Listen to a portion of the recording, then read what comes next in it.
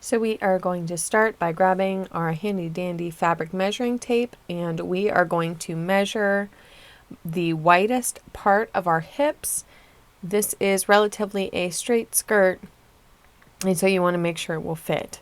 After that, you can measure where you want the waistband to sit and measure the length. I wanted it to sit right on my waist. And of course, play with your kitty if they are being bad. So you want to take note on the fabric, which way the fur is going, because you don't want to accidentally lay the fabric and cut it upside down. Now, whatever your measurement is, you want to add 3 inches because we are going to fold over the top to create a casing for your elastic waistband. And so after we mark it across the whole fabric, we're just going to take our chalk on the wrong side and make a line. Now, you can take and kind of see how that will look against your body if you want, like I did. And now for cutting. So the trick for cutting faux fur is that you don't want to cut through all of the fur. Instead, you want to basically just cut through the backing. And so it is time consuming, but you just do tiny little snips, okay?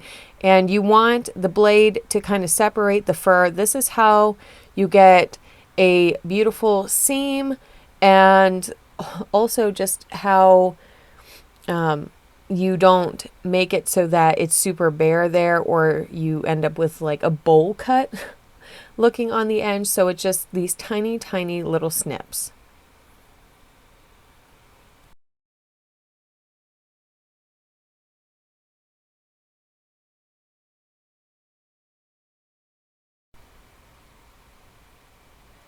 Now just look at this beautiful peel apart. How beautiful, and we still have that nice furry edging. So I'm just taking my lint roller just to get any extra little hairs that I might have accidentally snipped while cutting it. And you see we have that nice furry line. You don't see the understitching at all. Now, because my fabric was not wide enough to wrap around me based on how the fur was setting, so I had to cut 2 strips, one for the front and one for the back, so I had 2 side seams. So you're going to take your widest hip measurement and add 1 inch for seam allowance, and personally I added 3 additional inches just to make sure that the skirt could slide on easily and not be too tight.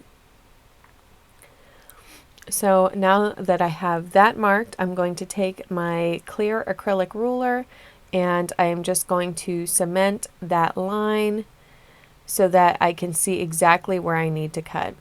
We're going to speed it up a little bit, and so we want to cut with the fur to make it just a little bit easier, using the same method that we use to cut out the other pieces. When you do determine your width, you also want to make sure that you add a seam allowance at least for 1 seam, but I had to add extra seam allowance for this one because I did have those 2 seams.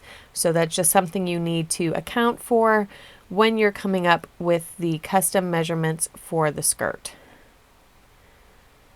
So here I am just trying to shut off all of that extra fur. So I already did this for the second piece, so now it's time to start stitching together. So I'm putting the 2 pieces right side together. You want to make sure that the extra fur that hangs off the bottom edge are on the same side, and you want to start moving the fur so that it is facing away from the edge. You want to be able to see the backing for each of these and have a nice clean edge. If some of the fur gets trapped accidentally in your seam, you will have to go by hand and try to pick that fur out, and it's a mess. And you do not have a nice, easy to hide seam. But if you brush all of the hair away from the edge, when you open it up, you will barely be able to tell that there is a seam there. For this, I am using a whole bunch of clips because I don't want the hair to sneak out as I am sewing. For this particular one, I had a 1/2 inch seam allowance, And I did use my serger, but using your serger depends personally on your preference.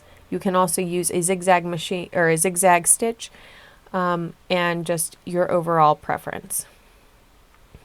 So here I am just finishing up doing this side seam, and we are now going to take it over to the sewing machine.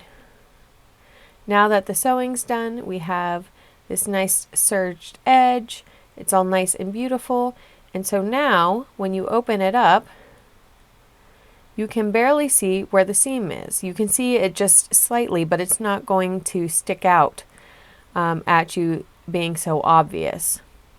So what a beautiful seam for faux fur. So now we are going to mark for our waistband. So as I mentioned, you added 3 inches for the waistband. You want to mark that with your chalk. You're going to fold it over so that the lining meets the line that you created. You're going to sew this all the way around, leaving a 2-inch gap to do the elastic, using a 1/2 inch seam allowance. So now that that's done, you want to take your elastic and your measuring tape again, and you're going to get your waist measurement, and this is how it's going to have that nice fitted look against your waist. So once you have that number, you're going to grab your elastic. You're going to start stretching it out because it will relax some. So if you stretch it out before you cut it, that will give you an accurate measurement so that it will continue to fit nice even after you've worn it a couple times. So now that I've gave it a nice stretch, I'm going to take and cut it to that measurement real quick using my scissors.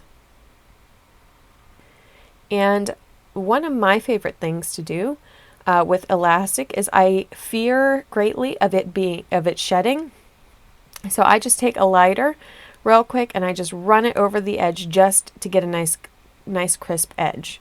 You're going to take a safety pin, sew or pull it through the casing, then do 3 lines of zigzag stitches to keep it secured. Finish sewing that last 2 inches, and then you're done with the first part of the skirt.